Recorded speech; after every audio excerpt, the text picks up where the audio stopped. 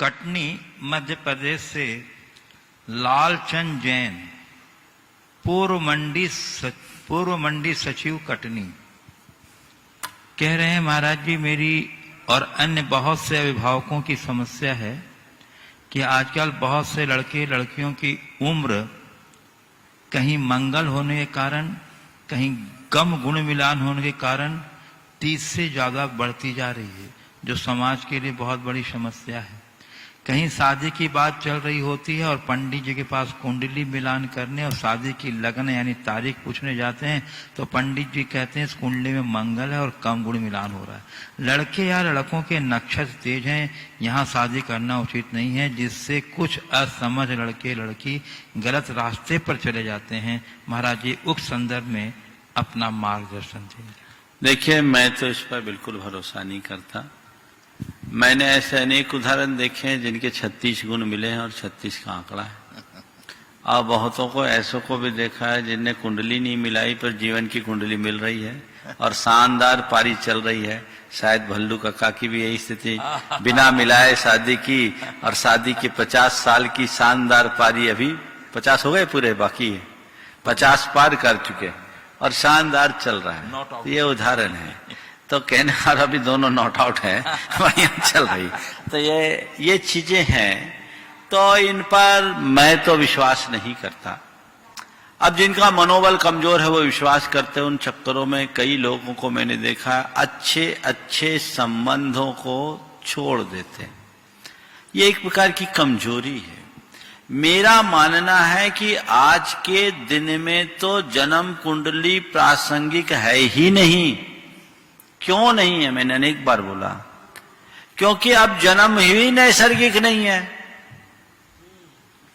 अब तो जन्म बाद में होता, कुंडली पहले बन जाती है, पहले से डायरेक्ट डेट दे देता है, ऑपरेशन से बच्चे होते हैं, तो फिर कुंडली का मतलब क्या?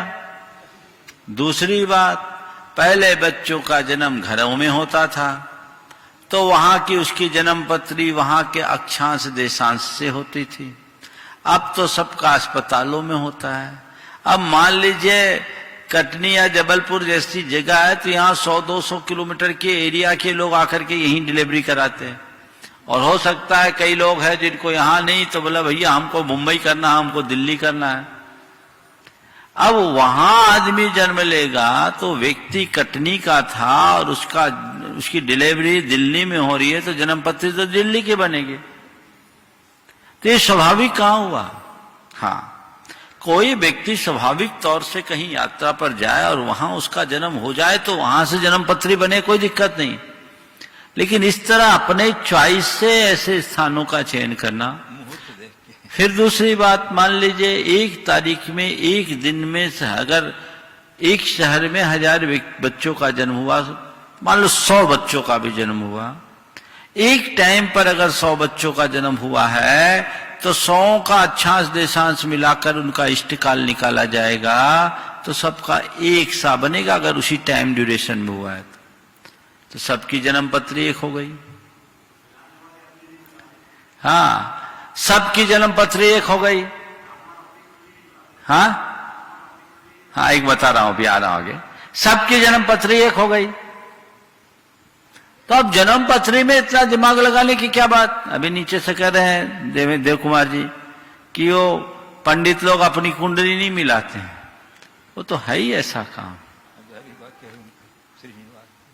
अपनी कुंडली क्यों मिलाए? उनको पता है ज्योतिष है सही, लेकिन अब अप्रासंगिक हो गया। और ये बताओ, कर्म के आगे किसका योग चलता है? रामचंद्र जी का विवाह कितने अच्छे मुहूर्त में किया गया था और विवाह के बाद ही पासा पलट गया। कहाँ है मुहूर्त? सब धरा रह गया। इसलिए कहते कर्म गति तारे ना ही टरी, योगी वशिष्ठ सम ज्ञानी पंडित, बच बच लगन धरी, कर्म गति तारे ना ही टरी। 3 बातों को हमें ध्यान में रख करके चलना चाहिए और इसी के बल पर अपना क्रम आगे बढ़ाना चाहिए, तभी हमारा सब कुछ करना सार्थक होगा। जिनका मनोबल कमजोर है वो ऐसे ही इंतजार करते रहें। मैं हमेशा कहता हूं कुंडली मत मिलाओ, मेंटल वाइब्रेशन मिलना चाहिए। जिनसे मिलकर आपको लगने लगे कि ये संबंध हो जाए तो सबसे उत्तम। समझ लो सब कुंडली मिल गई, समझ गए? वेवलेंथ मिलनी चाहिए, तब आप अपने जीवन को ज्यादा सफल और समर्थ बना सकेंगे।